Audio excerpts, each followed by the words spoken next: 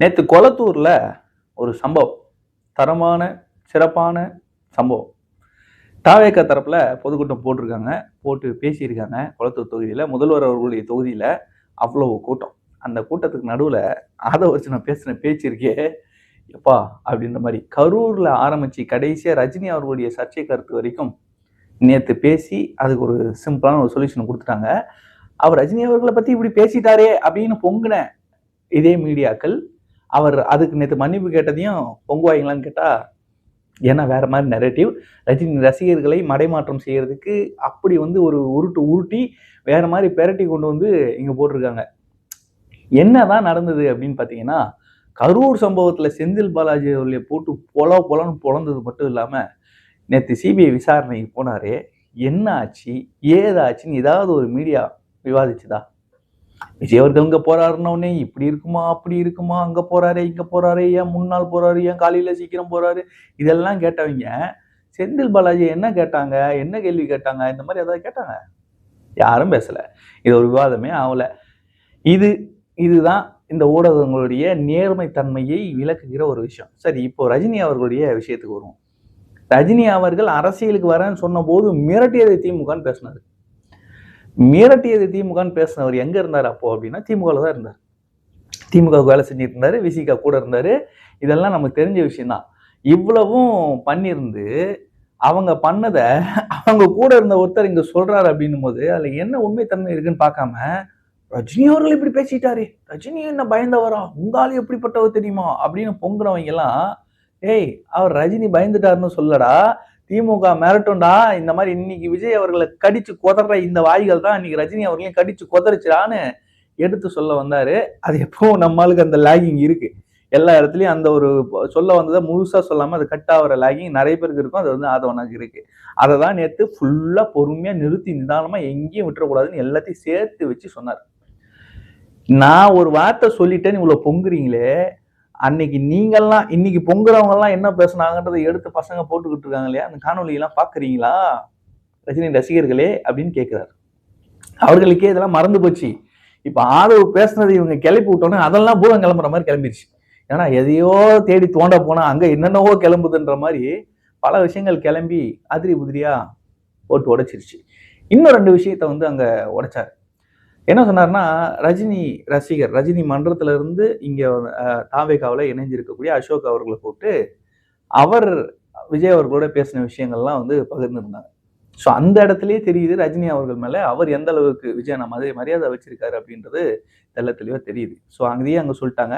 ஏன் இப்படி பேசுனீங்க? நீங்க அதுக்கு விளக்கம் கொடுத்தாகணும் அப்படின்னு அசோக் அவர்கள் அந்த மேடையிலே கேட்க, பகிரங்கமாக இது அவரை காயப்படுத்தியிருக்கும் என்றால், அவர் தவறுதலாக புரிந்து கொள்ளப்பட்டார் என்றால், நான் பகிரங்கமாக மன்னிப்பு கேட்டுக் கொள்கிறேன் அப்படின்றத அந்த மேடையிலே போட்டு உடைச்சாரு. பிரச்சனை சால்வ். இதுக்கு முன்னாடி ஆபாசமாலாம் பேசிட்டு இருந்தாங்களே ரஜினி அரசியலுக்கு வருவார் அப்படின்ன உடனே அரசியல் வெற்றி இருக்கு அதனால நான் வரேன்னு சொன்னவரை இங்க சீமான் அவர்கள் என்ன சொன்னாரு, சுடுகாட்டுல கூட தான் வெற்றிடம் இருக்குன்னாரு. மன்னிப்பு கேட்டாரா? இடுமாவனம் கார்த்தி என்ன கிளி கிழிச்சான். அவன் வயசுக்கு அவன் சைஸுக்கு அதெல்லாம் பேசலாமா? சாட்டை துறைமுருகன் சாரி சாக்கடை துறைமுருகன் அவன் என்னென்ன பேசினாப்ல அவர் மன்னிப்பு கேட்டாரா? உதயநிதி ஸ்டாலின் கிழவன்லாம் சொன்னாரே அவர் மன்னிப்பு கேட்டாரா? இதே அரசியல் களத்தில் இருக்கக்கூடிய இன்னைக்கு அவருக்கு சப்போர்ட்டா போய் அவர் வாக்கு வங்கி அப்படியே வந்து கபலீகரம் பண்றதுக்கு தாவி தூங்கிக்கிட்டு இருக்கக்கூடிய இந்த அரசியல் புரோக்கர்கள் இருக்காங்கல்ல, அவர்கள்லாம் அன்னைக்கு பேசின பேச்சுக்கு மன்னிப்பு கேட்டாங்களா? கேட்க மாட்டாங்க. குறைஞ்சபட்சம் நாகரீகம், குறைஞ்சபட்சம் நேர்மை இல்லாதவர்கள் தான் இவர்கள்லாம். அதெல்லாம் நம்மளுக்கு தெள்ள தெளிவா இப்போ அப்பட்டமா தெரியுது. ஸோ இந்த இடத்துல அந்த பிரச்சனை முடிஞ்சதா?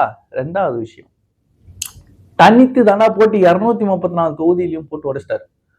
90 சீட்டு, துணை முதல்வர், அமைச்சரவையில பங்கு எல்லாம் கொடுத்தாங்க. ஆனா தலைவர் தனியா நிப்போம், நமக்கு யாரோடும் டீலிங் வேணாம், அதுவும் பாசிச பாஜகவோட டீலிங் வேணாம்னு சொல்லிட்டாரு.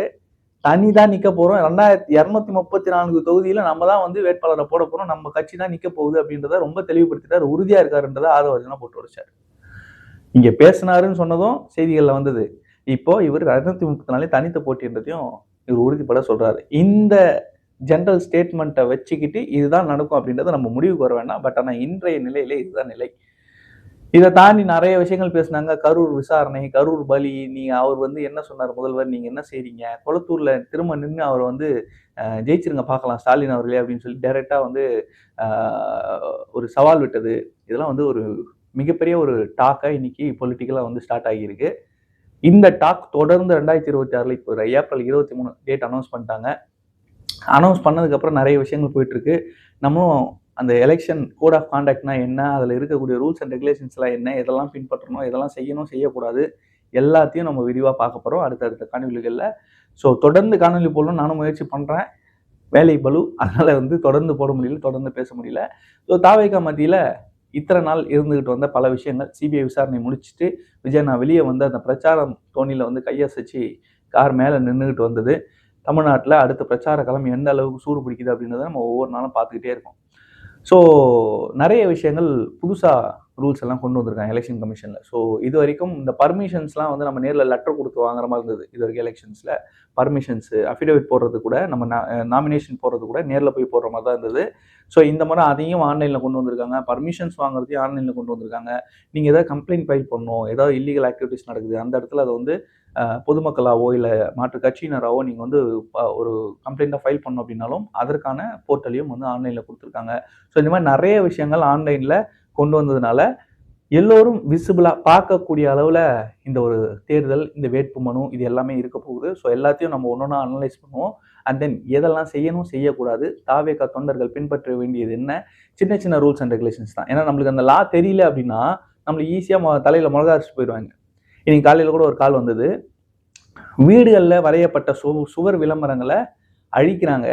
என்னுடைய சொந்த வீட்டில் நான் வரைஞ்சிருக்கிறதுக்கு அனுமதி வாங்கணுமா அப்படின்னு கேட்டிருந்தாங்க. அதுக்கு நான் கிளாரிட்டி கொடுத்துருந்தேன். மாநகராட்சி, நகராட்சி, பேரூராட்சி, நகர் பகுதிகளில் இந்த மாதிரி சுவர் விளம்பரங்கள் செய்கிறது தேர்தல் கோட் ஆஃப் கான்டக்ட் வந்ததுக்கப்புறம் தடை. அதை செய்யக்கூடாது. அதற்கு நீங்கள் செஞ்சிருந்தீங்க அப்படின்னா அதை வந்து அழிச்சிட்டு போயிடுவாங்க தேர்தல் கமிஷன் ஆணையம் அவங்க அனுப்பக்கூடிய ஆட்கள். கிராமப்புறங்களில் இதற்கு முன்னாடி இருந்த இது என்னன்னா வீடுகளுடைய அந்த முதலாளிகள் வீட்டுடைய ஓனர் உரிமையாளர்கிட்ட நீங்கள் பர்மிஷன் வாங்கிட்டு அதை வரையலாம் அப்படின்னு சொல்லியிருப்பாங்க.